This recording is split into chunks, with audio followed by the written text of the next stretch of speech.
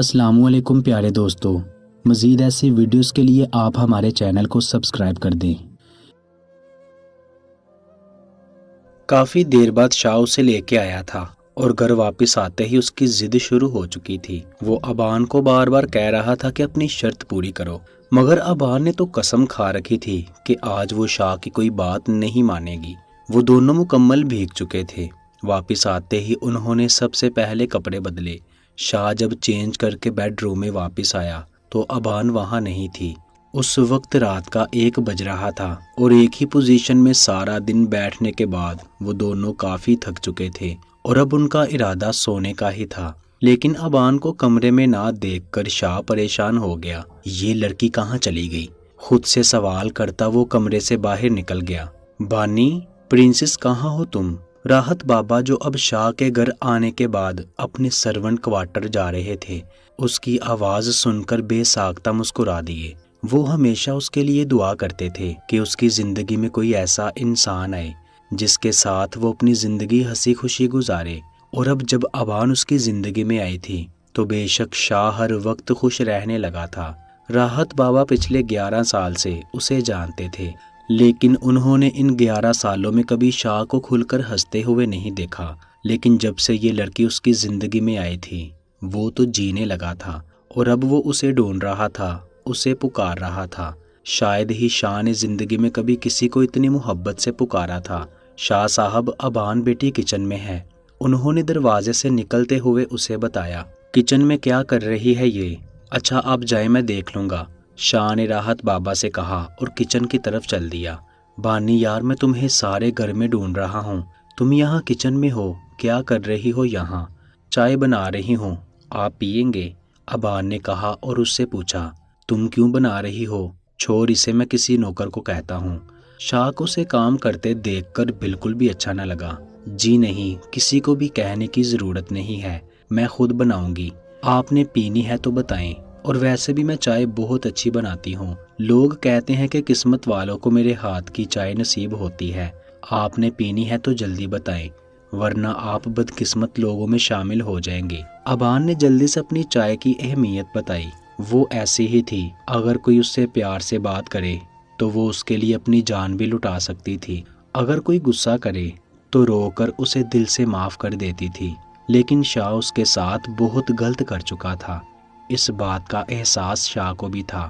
لیکن بانی جانو، میں تو بہت خوش قسمت انسان ہوں، کیونکہ اب تو تم بھی میری، تمہاری چائے بھی میری، شاہ نے ذو مہنی انداز میں کہتے ہوئے اس کا ہاتھ کھینچ کر اپنے قریب کر لیا۔ اور ایک بات بتاؤ، اتنی رات کو کون چائے پیتا ہے؟ شاہ نے اس کے گیلے بالوں کو پیچھے کرتے ہوئے کہا۔ میں پیتی ہوں، مجھے بہت پسند ہے چائے۔ ابان نے اسے اپنا آپ چھڑوانے کی کوشش کی، مگر ہائے، یہ شرم جو آڑے آ رہی تھی۔ شاہ چھوڑے نہ، اپنی کوشش میں ناکام ہو کر کہا، نہیں چھوڑتا۔ اچھا یہ بتاؤ تمہیں اور کیا کیا پسند ہے؟ اپنا گھیرا مزید تنگ کرتے ہوئے کہا۔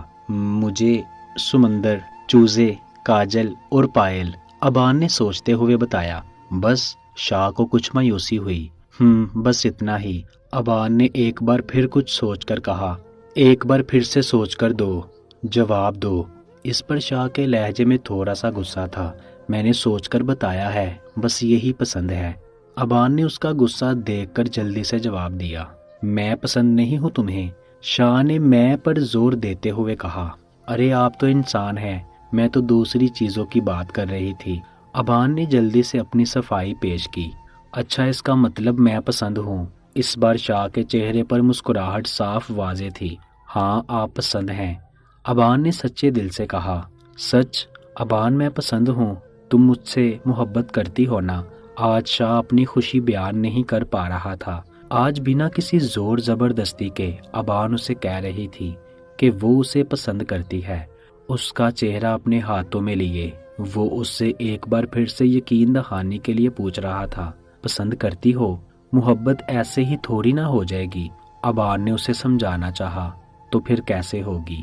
شاہ نے مایوسی سے اس کا چہرہ چھوڑ دیا۔ میں یہاں کھڑے کھڑے تھک گئی ہوں، شاہ پلیز کمرے میں چلیں، وہاں جا کے میں آپ کو بتاتی ہوں کہ محبت کیسے ہوتی ہے، وہ بھی سٹیپ بائی سٹیپ۔ ابان کسی ماہر کی طرح ایسے محبت کا سبق سکھانے کلاس روم میں لے کے جا رہی تھی शाह भी बिना कुछ बोले उसके पीछे चल दिया। अबान उसके गुस्से से अब भी डरती थी, लेकिन अब उसका डर बहुत कम हो चुका था। जिस दिन से शाह ने उसे अपनी मोहब्बत का एहसास दिलाया था, वो भी उस पर हक जताने लगी थी। वो उससे जो कहती वो वही करता था, चाहे अब वो काम कोई ठीक हो या फिर बिल्कुल बचकाना ही क्यों ना हो। शाह को तो बस अपनी अबान को खुश रखना था। लो अब कमरे में आ गए, बताओ मोहब्बत कैसे होती है। शाह ने उसका हाथ पकड़कर उसे अपने साथ बेड पे बिठाया। सबसे पहले होती है दुश्मनी, अबान ने किसी माहिर की तरह बताना शुरू किया। वो तो आपको थी ही हमसे, ठीक है, पहला स्टेप आप ठीक से फॉलो कर रहे हैं। अब आते हैं दूसरे स्टेप पर, तो वो होती है लड़ाई। तो वो तो आपने मुझे बहुत डांटा और मारा भी। अबान का इरादा उसे शर्म दिलाने का बिल्कुल नहीं था, लेकिन फिर भी अपनी उस हरकत पर शाह को आज भी अफसोस था। और मैंने भी आपको डांटा था, अबान ने अपने फर्जी कॉलर झाड़ते हुए कहा, जिस पर शाह बेसाख्ता मुस्कुराया। और ये कब हुआ था? शाह ने मुस्कुराते हुए पूछा। अरे जब आपको चोट लगी थी हाथ में, आपने अपना हाथ छुरी से काट लिया था, याद नहीं आपको कितने जोर से डांटा था मैंने। अबान ने उसे याद दिलाने के लिए काफी जोर लगाया, क्योंकि उसी दिन तो उसने पहली बार अपनी बहादुरी भी दिखाई थी। हाँ, तो अब आते हैं थर्ड स्टेप की तरफ, तो वो होती है दोस्ती। अब यहीं पर आप अटके हुए हैं, अभी तो हमारी दोस्ती ही नहीं हुई तो मोहब्बत कैसे हो सकती है। अबान ने दोनों हाथ अपनी कमर पर रखते हुए समझाना चाहा। हाँ तो ठीक है, हम दोस्ती कर लेते हैं। शाह ने फौरन अपना दाएं हाथ आगे बढ़ाया। अरे ऐसे कैसे दोस्ती कर लेते हैं? अबान ने फौरन उसके हाथ पर ताली बजा के हाथ पीछे कर दिया। दोस्ती करने के लिए कुछ स्पेशल करना पड़ता है। आपने क्या किया मेरे लिए स्पेशल कि अब फौरन आपसे दोस्ती कर लूं? आज अबान कुछ ज्यादा ही सर पे चढ़ चुकी थी। तुमने भी तो कुछ नहीं किया मेरे लिए स्पेशल, शाह उसी के अंदाज में बोला। दोस्ती आपने करनी है या मैंने? अकरदार जवाब आया। ओके फाइन, बताओ क्या करूं तुम्हारे लिए ऐसा स्पेशल जो तुम मुझसे दोस्ती कर लो? शाह ने हारते हुए कहा। मुझे क्या पता, आप सोचे कि आपको क्या करना चाहिए। अबान हरी झंडी दिखाई और बेड पर लेट गई। बानी तुम ऐसे नहीं सो सकती, तुमने मुझे किसका वादा किया है, उठो। शाह ने उसे लेटते देखकर हाथ पकड़कर उठाना चाहा। ओ हेलो मिस्टर, अभी तक सिर्फ 2 स्टेप में पास हुए हैं आप। इसके बाद दोस्ती, उसके बाद होगा प्यार, उसके बाद होगी किस। सो प्लीज इस वक्त मुझे आराम से सोने दें। अबान ने उसके हाथ पीछे करते हुए कहा। और जब तक प्यार न हो जाए तब तक आप मेरे पास नहीं आ सकते। और यहाँ पर उदास बैठने से बेहतर है जाके कुछ स्पेशल सोचिए मुझसे दोस्ती करने के लिए। अबान नखरे दिखाती एक बार फिर से लेट गई, जबकि उसकी हिम्मत पर आज शाह भी उसे दाद दिए बगैर न रह पाया। जबकि उसकी पसंद पूछकर अब खुद भी पछता रहा था। इरादिया बाहर बैठी रो रही थी। अभी कुछ देर पहले सब कुछ ठीक था। हमजा उससे कितने प्यार से बात कर रहा था, किस तरह से वो उसे अपनी चाहत का एहसास दिला रहा था। लेकिन अब सब कुछ बदल गया। बिल्कुल खाली हाथ रह गए। वो कुछ भी तो ना था उसके पास। वो अपनी सोचों में इस हद तक डूबी थी कि पास लेटी मिशी रोए जा रही थी और उसे इस बात का एहसास तक न हुआ। जब बेडरूम का दरवाजा खुला और हमजा कमरे से बाहर निकला, हमजा उसके करीब आया और उसके पास से मिशी को उठाकर चुप करवाने लगा। वो बस वीरान नजरों से उसे सब करते देख रही थी। हमजा ने उसके करीब से उसका फोन उठाया और एक बार फिर से कमरे में चला गया। इरादिया ने उससे ये तक न पूछा कि वो उसका फोन उठाकर क्यों लेके गया है। कमरा बंद होते ही एक बार फिर से इरादिया ने रोना शुरू कर दिया। हमजा की यूं बेगांगी इरादिया को अंदर से तोड़ रही थी।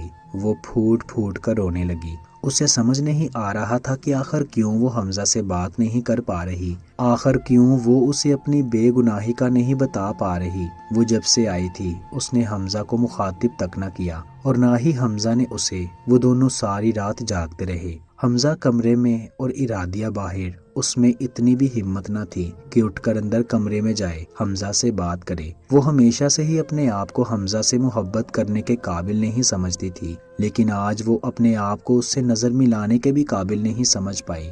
गनवा की आंख फज्जर की अजानों के साथ खुली। शारेज उसके बिल्कुल करीब सो रहा था। वो रात को उसके करीब आया और अपने तमाम तरह हकूक उससे वसूल कर गया। ना तो वो उसे रोक पाई और ना ही किसी किस्म की मज़ाहमत कर पाई। वो तो अपने आप को बहुत बहादुर समझ रही थी कि जब वो उसके करीब आएगा वो उसे नहीं आने देगी। वो उसे बताएगी कि वो कोई इस्तेमाल करने की चीज़ नहीं है। लेकिन यहाँ तो ऐसा कुछ भी नहीं हुआ। یہی سوچتے ہوئے گنوا نے اپنے ہاتھ سے بال سمیٹنے چاہے جب اس کی نظر اپنے ہاتھ پر پڑی۔ کل رات اسے شاریز نے کتنی محبت سے یہ بریسلٹ پہنایا تھا۔ اس نے کہا تھا کہ یہ اس کی محبت کی پہلی نشانی ہے۔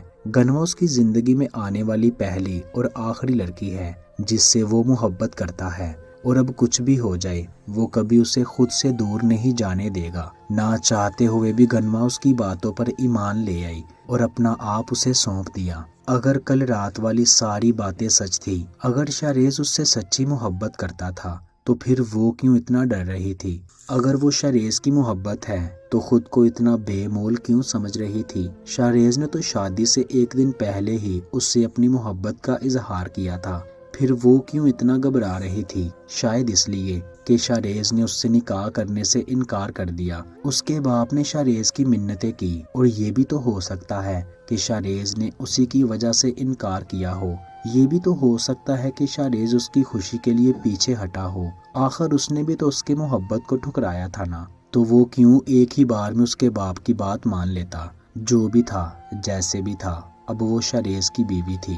شاریز نے اسے اپنی محبت کا احساس دلایا تھا۔ اپنے دماغ سے فضول سوچوں کو نکال کر اس نے ایک مسکراتی نظر پاس سوئے شاریز پر ڈالی اور خاموشی سے اٹھ کر فریش ہونے چلی گئی۔ شاہ کی آنکھ کھلی تو بانی اس کے ساتھ نہیں تھی۔ اس نے ٹائم دیکھا تو ابھی اسے سوئے ہوئے صرف 2 گھنٹے ہی ہوئے تھے۔ رات ساری وہ سوچتا رہا کہ آخر وہ بانی کے لیے ایسا کیا اسپیشل کرے کہ وہ اس سے دوستی کر لے، لیکن اس کے دماغ میں ایسی کوئی چیز نہ آئی جو بانی کو پسند آئے۔ اس وقت 6 بج رہے تھے اور سر درد سے پھٹا جا رہا تھا۔ اسے پتا تھا کہ بانی اس وقت نیچے چلی گئی ہوگی۔ اسے صبح صبح اٹھنے کی عادت تھی۔ شاہ ایسے ہی لیٹے ہوئے ایک بار پھر سے سوچنے لگا کہ آخر وہ کیا کرے۔ بانی جانو، تم نے تو واقعی الٹا لٹکا دیا مجھے۔ میں ایسا کیا کروں جو تمہیں پسند آئے؟ شاہ سوچتے ہوئے اٹھ کر بیٹھ گیا۔ پھر اس نے ہر چیز پر نظر دہرائی۔ بانی ایک سمپل سی لڑکی ہے۔ اس کی پسند اور سوچ بالکل عام لڑکیوں جیسی ہے، یعنی کہ اسے بھی وہی سب کچھ اچھا لگے گا جو عام لڑکیوں کے لیے کیا جائے۔ تو میں اسے رومانٹک انداز میں پرپوز کرتا ہوں، ایک رومانٹک ڈنر، لانگ ڈرائیو۔ شاہ سوچتے ہوئے مسکرایا، لیکن اس کی مسکراہٹ اگلے ہی لمحے غائب ہو گئی۔ یہ میں کیا سوچ رہا ہوں؟ میں نے اسے پرپوز نہیں کرنا، اس سے دوستی کرنی ہے، یعنی کہ مجھے وہ کرنا ہوگا جو دوستی کے لیے کرنا پڑے۔ یار دوستی کے لیے کون کتنے پاپڑ بیلتا ہے؟ بانی جانو کہاں پھنسا دیا۔ میں نے کبھی زندگی میں کسی سے دوستی کے لیے نہیں پوچھا، اور اب اپنی بیوی سے دوستی کے لیے مرا جا رہا ہوں۔ شاید میں دنیا میں وہ پہلا مرد جو اپنی بیوی کے عشق میں مجنون بن کر صحراؤں میں بھٹکوں گا۔ یہی سب سوچتے ہوئے شاہ نے اپنا سر تھاما جو درد سے پھٹا جا رہا تھا۔ ارادیہ ساری رات وہیں بیٹھی رہی۔ جب باہر ہلکی ہلکی روشنی ہونے لگی، پھر وہی روشنی ہلکی ہلکی کھڑکی سے اندر آنے لگی، پھر دھوپ کی شکل اختیار کر گئی، پھر کچھ دیر میں واپس باہر جانے لگی۔ ارادیہ کی آنکھ ایک پل کو بھی نہ جھپکی۔ اب تو آنکھوں سے آنسو بھی خشک ہو چکے تھے۔ ابھی کچھ دیر پہلے اندر کمرے سے مشی کی رونے کی آوازیں آ رہی تھی، پھر ہی کسی کے چلنے کی آواز آنے لگی۔ یقیناً حمزہ اسے تھپ تھپا کر سلانے کی کوشش کر رہا تھا۔ اس نے ایک بار بھی اسے نہ پکارا، شاید اسے اب اس کی ضرورت نہیں تھی۔ وہ اپنی بیٹی کو بھی خود سنبھال سکتا تھا، تو پھر مجھے کہہ کیوں نہیں دیتے کہ نکل جا میرے گھر سے؟ ارادیہ نے دروازے کو دیکھتے ہوئے سوچا۔ جب ان کے گھر کا دروازہ بجا، کافی دیر بجتا رہا، لیکن حمزہ کمرے سے باہر نہ نکلا۔ شاید وہ سو چکا تھا، شاید ملازمہ ہوگی۔ ارادیہ نے اٹھ کر دروازہ کھولا، لیکن باہر کھڑی اس عورت کو دیکھ کر اس کا خون کھول اٹھا۔ تمہاری ہمت کیسے ہوئی یہاں آنے کی؟ ابھی تک تمہیں سکون نہیں ملا میرا گھر برباد کر کے، اب منہ اٹھا کر یہاں چلی آئی ہو؟ کیا چاہتی ہو تم؟ ہاں بولو، کیا چاہتی ہو؟ مجھے مار دینا چاہتی ہو نا؟ لو مار ڈالو، ویسے بھی میں مر رہی ہوں، ارادیہ نے روتے ہوئے کہا، جبکہ اس کی باتیں سن کر نگاہ بیگم کو اندازہ ہو چکا تھا کہ اس کی کل والی حرکت نے ارادیہ کی زندگی پر بہت برا اثر کیا ہے۔ رمشا، میں اپنی مرضی سے یہاں نہیں آئی ہوں، شاید میں یہاں کبھی نہیں آتی، میں تو بس نگاہ نے کچھ کہنا چاہا۔ چپ ہو جاؤ اور نکل جاؤ یہاں سے، کیونکہ تم جیسی گھٹیا عورت کے ساتھ وہ گھٹیا کام کرنے سے بہتر ہے کہ میں خودکشی کر کے مر جاؤں۔ کبھی بھی مت سوچنا کہ رمشا کبھی تمہارے ہاتھ آئے گی، تمہارے ساتھ وہ گھٹیا کام کرنے سے پہلے رمشا موت کو گلے لگانا بہتر سمجھے گی۔ دفع ہو جاؤ یہاں سے، ارادیہ نے غصے سے دھارتے ہوئے کہا۔ ارادیہ، میں یہاں اپنی مرضی سے نہیں آئی ہوں، مجھے تمہارے شوہر نے بلایا ہے کل رات فون کر کے۔ اس سے پہلے کہ ارادیہ اس کے منہ پر دروازہ بند کرتی، نگاہ بیگم بول اٹھی۔ ارادیہ کے دروازہ بند کرتے ہاتھ وہیں رک گئے۔ تو کیا حمزہ اسے اس عورت کے ساتھ بیچنے والا تھا؟ کیا وہ اسے ہمیشہ کے لیے اپنی زندگی سے نکال دینے والا تھا؟ کیوں بلایا تھا اس نے اس عورت کو اپنے گھر پر؟ تو کیا حمزہ اس طرح سے اسے اپنی زندگی سے نکالے گا؟ اسے دروازے پر سوچوں میں چھوڑ کر نگاہ بیگم اندر چلی گئی۔ مسٹر ملک، آپ نے مجھے بلایا تھا، کہاں ہیں آپ؟ نگاہ بیگم نے اونچی آواز میں کہا۔ اس کی آواز سن کر حمزہ کمرے سے باہر نکلا۔ اس سے پہلے شاید حمزہ نے بھی یہی سوچا تھا کہ گھر کی ملازمہ آئی ہوگی، اس لیے کمرے سے باہر نہیں نکلا۔ انتظار تو میں آپ کا اس وقت سے کر رہا ہوں جب سے میں نے آپ کو فون کیا ہے۔ خیر بیٹھے، میں ابھی آتا ہوں۔ اسے بیٹھنے کا اشارہ کر کے ایک نگاہ ارادیہ پر ڈال کر وہ کمرے میں چلا گیا۔ اس کے ہر قدم کے ساتھ ارادیہ کے دل کی دھڑکن تیز ہو رہی تھی۔ جب واپس آیا تو اس کے ہاتھ میں ایک کاغذ تھا۔ اس نے وہ کاغذ نگاہ بیگم کے سامنے رکھا۔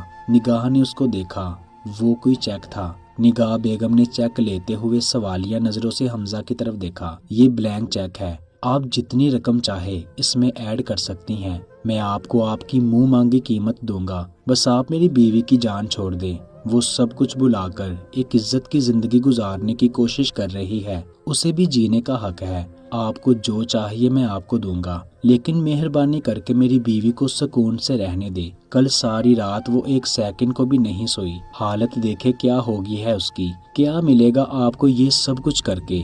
اس کا ایک گھر ہے، ایک بیٹی ہے، وہ کوئی طوائف نہیں ہے۔ اس کا ایک گھر ہے، ایک بیٹی ہے، وہ کوئی طوائف نہیں ہے، وہ میری بیوی ہے۔ حمزہ نے نگاہ بیگم کی آنکھوں میں آنکھیں ڈال کر کہا۔ ارادیہ کو ایسا لگ رہا تھا جیسے وہ کوئی خواب دیکھ رہی ہے۔ اب یہ خواب ٹوٹے گا تو یہ الفاظ بدل جائیں گے، ان کے معنی بدل جائیں گے۔ میری بیوی پاکیزہ ہے، پاک دامن ہے، اس کے لیے مجھے کسی ثبوت کی ضرورت نہیں ہے۔ اگر پوری دنیا بھی میری بیوی کے خلاف ہو جائے تب بھی میں یہ کہوں گا کہ میری بیوی غلط نہیں ہو سکتی۔ اس دنیا میں اگر میری بیٹی کی کوئی بہتر پرورش کر سکتا ہے تو وہ صرف میری بیوی ہے۔ مہربانی کر کے رحم کرے ہم پر، آپ کو جو چاہیے میں آپ کو دوں گا، لیکن آج کے بعد کبھی بھی آپ ہمارے راستے میں نہیں آئیں گی۔ بس اتنا ہی کہنے کے لیے آپ کو بلایا تھا۔ حمزہ نے کہتے ہوئے ایک نظر ارادیہ کی طرف دیکھا۔ نگاہ بیگم بھی ان کی غلط فہمی دور کرنا چاہتی تھی، لیکن نہ تو حمزہ کا اس سے بات کرنے کا کوئی موڈ تھا اور نہ ہی ارادیہ کا اسے منہ لگانے کا کوئی ارادہ تھا۔ لیکن پھر بھی وہ جاتے جاتے حمزہ سے کہہ گئی کہ جو کچھ بھی ہوا اس میں ارادیہ کی کوئی غلطی نہیں تھی۔ اس کا باپ اسے کوٹھے پر بیچ کر گیا اور اس کے بعد ہی وہ بھاگ گئی اور اسے ان پیسوں کی ضرورت بھی نہیں ہے۔ نگاہ بیگم نے حمزہ کا دیا ہوا چیک وہی ٹیبل پر رکھا اور باہر نکل گئی۔ اسے حمزہ سے مل کر خوشی ہوئی تھی۔ وہ سفیان کو ارادیہ کے لیے ایک پرفیکٹ انسان سمجھ رہی تھی، لیکن یہ بھی سچ تھا کہ ارادیہ کے لیے حمزہ سے بہتر اور کوئی نہ تھا۔ اس کے جانے کے بعد ارادیہ نے ایک بار پھر سے دروازہ بند کر دیا۔ ناشتہ بناؤ بیگم، آج کیا بھوکا مارنا ہے مجھے، کل سے کچھ نہیں کھایا میں نے۔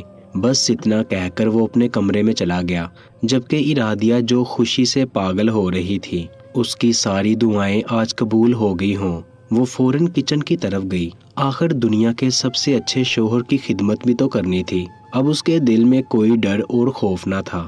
حمزہ کو پتہ چلے گا تو نہ جانے کیا ہو جائے گا۔ وہ عجیب خوف میں ہر وقت رہتی تھی، لیکن اس وقت وہ پرسکون ہو کر حمزہ کے لیے ناشتہ بنانے لگی۔ پھر ایک بار پھر سے حمزہ کے رویے کے بارے میں سوچنے لگی۔ کل وہ جس طرح سے حال سے نکل کر گھر آیا اور اس کو دیکھتے ہی اپنے کمرے میں چلا گیا، نہ اس سے بات کی اور نہ ہی اس کی طرف مڑ کے دیکھا، تو کیا حمزہ کے دل میں اس کے لیے شک تھا؟ اپنی سوچوں کو جھٹلا کر وہ ناشتہ بنانے میں مگن ہو گئی، کیونکہ جو بھی تھا حمزہ اسے اپنی زندگی میں دوبارہ قبول کر چکا تھا، وہ بھی اس کے تلخ ماضی کے ساتھ۔ گنوا تیار ہو کر باہر نکلی تو سب سے پہلے اماں کے پاس آئی، انہیں سلام کر کے ان کے لیے ناشتہ بنانے جا رہی تھی۔ ابھی اسے اس گھر میں آئے ہوئے صرف چند دن ہی ہوئے تھے، لیکن وہ اپنی ذمہ داریاں سمجھ چکی تھی۔ اس کی بوڑھی ساس جو بستر سے نہیں اٹھ سکتی تھی اور شوہر بیچارہ جو تھکا ہارا شام کو گھر آتا اسے کوئی کام نہ کرنے دیتی۔ سن گنوا، میرے پاس بیٹھ۔ اماں نے اس کے مطمئن چہرے کو دیکھتے ہوئے اپنے پاس بلایا۔ وہ مسکرا کر ان کے قریب آ بیٹھی۔ تو مجھ سے ناراض ہے کہ میں نے رات کو تجھے کمرے میں ڈانٹ کر بھیج دیا؟ اماں نے پوچھا تو گنوا تو شرما گئی۔ اب وہ انہیں کیا جواب دیتی کہ وہ کس وجہ سے کمرے میں نہیں جا رہی تھی۔ خیر انہوں نے بھی ایک عمر گزاری تھی، وجہ تو وہ خود بھی جانتی تھی۔ اس کے اس طرح سے شرمانے پر اماں صدقے واری گئی۔ میری زندگی کا کوئی بھروسہ نہیں ہے، نہ جانے 4 دن ہے یا 8 دن، اتنی جلدی نہیں مرنا چاہتی۔ اپنے پوتے پوتیوں کو اپنی گود میں کھلا کر مروں گی، اسی لیے مجھے جلدی سے خوشخبری سنا دے۔ اماں کی باتیں سن کر گنوا کے گال شرم سے لال ہو گئے۔ اماں، آپ کو کچھ نہیں ہوگا، آپ تو اب اگلے 100 سال تک ہمارے ساتھ ہی رہیں گی۔ گنوا نے انہیں پیار سے پچکارا۔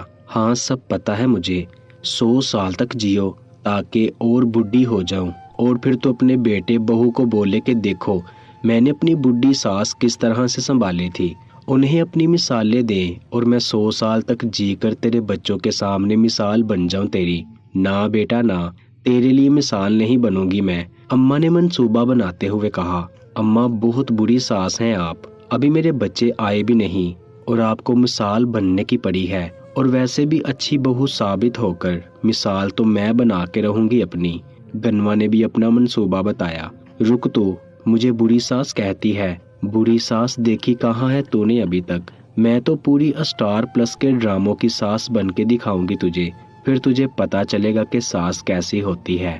اماں نے اسے ڈراتے ہوئے کہا۔ ہاں ہاں پتا ہے مجھے، آپ بہت بری ساس ہیں، لیکن ماں بہت اچھی ہیں، گنوا نے ان کے گلے میں اپنی باہیں ڈالتے ہوئے کہا۔ گنوا چند ہی دنوں میں اماں کو سمجھ چکی تھی۔ انہوں نے اپنی زندگی بہت مشکل سے گزاری تھی، لیکن اس کے باوجود بھی وہ ایک زندہ دل خاتون تھی۔ ہاں ہاں اب مسکے مت لگا مجھے، جا کر ناشتہ بنا میرے لیے، ابھی تیرا شوہر بھی جاگنے والا ہوگا۔ اماں نے اس کا شرمایا ہوا چہرہ چوما اور اسے کچن میں بھیج دیا۔ قسمت شاہ کا بالکل ساتھ نہیں دے رہی تھی۔ ایک تو اسے ابان کی پسند کی کوئی چیز سمجھ نہیں آ رہی تھی، اور دوسری طرف اس نے جو پیرس کا ہنی مون ٹرپ پلان کیا تھا اس میں بھی سب کچھ گڑبڑ ہوگی، کیونکہ اگلے ہی مہینے سے ابان کے ایگزامز شروع ہو رہے تھے اور اس کا ارادہ ابان کی پڑھائی دوبارہ سے شروع کروانے کا تھا۔ اس نے سب کچھ سیٹ کر لیا تھا۔ ابان کراچی میں ہی اپنے پیپر دے سکتی تھی، لیکن اس کے لیے اسے محنت کی ضرورت تھی، اور جس حساب سے اس کے پیپر سامنے آئے تھے، نہ تو دوستی کرنے کی پوزیشن میں تھی اور نہ ہی پیار۔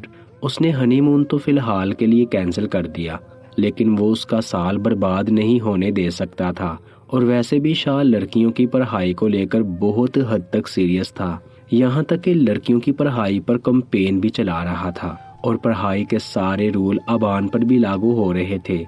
اس نے آ کر بکس ابان کے سامنے رکھی، جسے دیکھتے ہی وہ چیخنے لگی۔ ہائے مر گئی میں، مجھے تو بالکل نہیں آتا، میں کیسے کروں گی، میں فیل ہو جاؤں گی، ایک پیپر بھی پاس نہیں کرنا اس بار۔ ابان نے اچھا خاصا ہنگامہ کر دیا تھا۔ شاہ نے اس کے لیے الگ سے ٹیوشن ٹیچر کا بھی انتظام کر دیا، جو کہ کل سے اسے پڑھانے بھی آنے والے تھے۔ اس کے پچھلے رزلٹ کے مطابق ابان پڑھائی میں بہت اچھی تھی، لیکن ابان کا کہنا تھا کہ وہ پڑھائی میں اس لیے اچھی ہے کیونکہ گنوا اسے پڑھاتی ہے، ورنہ وہ زیرو ہے۔ شاہ نے اسے کہہ دیا کہ وہ اسے پڑھائے گا، لیکن میڈم کے نخرے، آپ کوئی میرے دوست ہیں کہ میں آپ کے پاس پڑھوں گی؟ مطلب اس کا ارادہ اب بھی یہی تھا کہ شاہ اس کی دوستی کے لیے کچھ اسپیشل ضرور کرے، جو سوچ سوچ کر شاہ پریشان ہو چکا تھا۔ لیکن اب اس کی پریشانی کی سب سے بڑی وجہ یہ تھی کہ اسے پتا چلا تھا کہ لالا یہاں آ چکا ہے، وہ کبھی بھی اس کے گھر کا پتہ کر کے یہاں آ سکتا تھا۔ اس نے سب نوکروں اور گارڈز کو الرٹ کر دیا تھا کہ کوئی بھی غیر اس کے گھر کے اندر اس کی غیر موجودگی میں نہ آئے۔